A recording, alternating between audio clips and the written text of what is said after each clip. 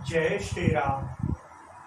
देवी और सज्जनों, आप सबका मेरे चैनल लर्निंग थ्रू गुरु कृपा पर हार्दिक स्वागत है।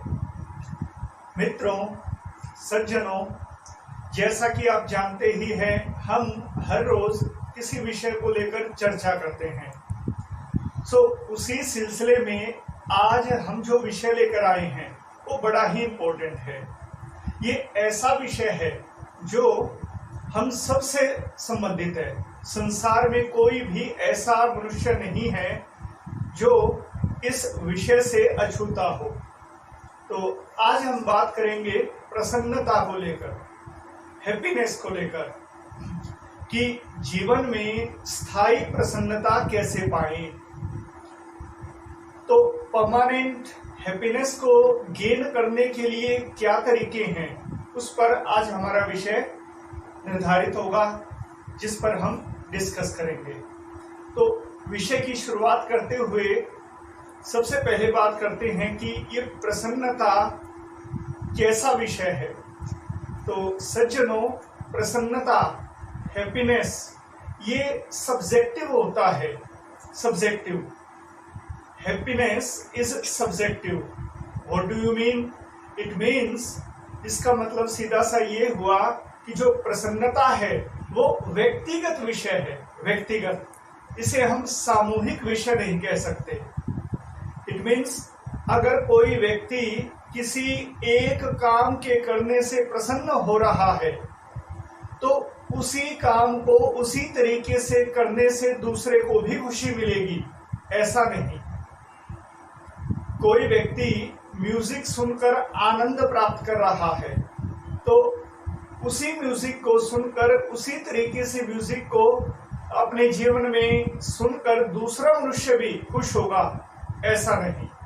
तो प्रसन्नता, हैप्पीनेस सब्जेक्टिव होता है, व्यक्तिगत होता है। सबसे पहली बात तो ये कि ये प्रसन्नता का नेचर, उसका स्वरूप। फिर बात करें कि प्रसन्नता जब व्यक्तिगत है तो हम प्रसन्नता को लेकर क्या हर व्यक्ति के अकॉर्डिंग अलग अलग बात करेंगे? नहीं, ऐसा नहीं।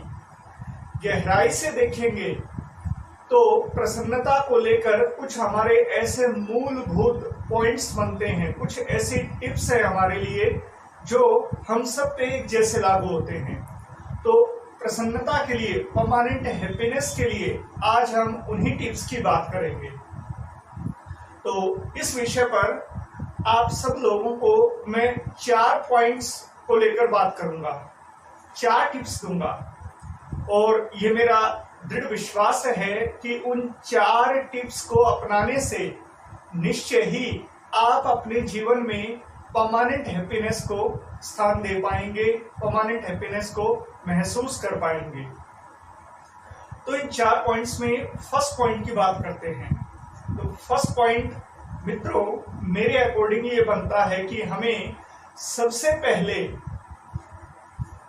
जो पॉइंट उठाना चाहिए, जिस विषय पर हमें हैप्पीनेस के लिए प्रयास करना चाहिए, वो है फिजिकल एक्सरसाइज, कसरत, व्यायाम, योगा। कि हमारे दिन की शुरुआत सबसे पहले ये होनी चाहिए कि हम कसरत करें, व्यायाम करें, एक्सरसाइज करें। क्योंकि संत जन कहते हैं, विद्वत लोग कहते हैं कि हमारा जो मन है, हमारा मन खुश अथवा दुखी होता है। खुशी को या दुख को महसूस करने का काम मन का है, शरीर का नहीं।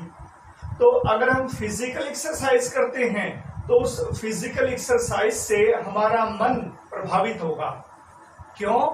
क्योंकि मन शरीर का ही सूक्ष्म रूप होता है। जब हम इस शरीर पर कसरत करेंगे, इस शरीर से व्यायाम करेंगे, तो इस शरीर के सूक्ष्म रूप हमारे मन पर, उसका बड़ा ही सार्थक प्रभाव पड़ेगा। और मन में जो निराशा के बादल, जो दुख के बादल होंगे, वो निश्चय ही छट जाएंगे। इसलिए सबसे पहला काम, फर्स्ट टिप ये है कि हम हर रोज सुबह योगा करें, व्यायाम करें, कसरत करें। फिर आते हैं दूसरे टिप पर। तो मित्रों, दूसरा जो सुझाव है मेरी ओर से वो ये है कि हम जैसे सुबह सुबह मंदिर जाते हैं, भगवान की पूजा करते हैं, तो ये सब अच्छा है, लेकिन हमें मंदिर जाने, भगवान की पूजा पाठ करने का जो सर्वोत्तम रूप है, जो प्रैक्टिकल उसका रूप है, उस पे ध्यान देना चाहिए। तो उस पे कैसे ध्यान दें, दूसरा रूप क्या रहेगा, तो उसके लिए हमारे संत जन कहते हैं कि अभिवादनशीलस्य नित्यं वृद्धो उपसेविनः चत्वारि तस्य वर्धन्ते आयुर्विद्या यशो बलम्। कि संत जन कहते हैं कि जो मनुष्य प्रातः काल उठकर अपने बड़े बुजुर्गों की, अपने माता पिता की, अपने गुरुजनों की अभिवादन करता है, उनके चरणों में प्रणाम करता है, उसकी 4 चीजें बढ़ती हैं, आयु, विद्या, यश और बल।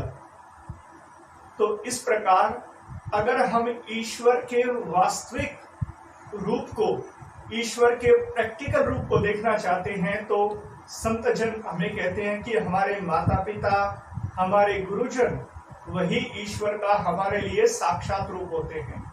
इसलिए हमें जीवंत ईश्वर की सेवा करके, अपने माता पिता का सम्मान करके उनसे आशीर्वाद लेना चाहिए। इससे निश्चय ही हमें प्रसन्नता मिलेगी जो परमानेंट होगी। तीसरे पॉइंट की बात करें तो तीसरा पॉइंट आता है हमारे कर्म क्षेत्र का। कर्म क्षेत्र, अगर हम स्टूडेंट हैं तो पढ़ना हमारा कर्म क्षेत्र, अगर हम टीचर हैं तो पढ़ाना हमारा कर्म क्षेत्र, अगर हम किसी भी बिजनेस को करते हैं तो वो हमारा कर्म क्षेत्र। तो जो भी हमारा कर्तव्य है, उस कर्तव्य को करने के, निभाने के दृष्टिकोण पे हमें ध्यान देना चाहिए।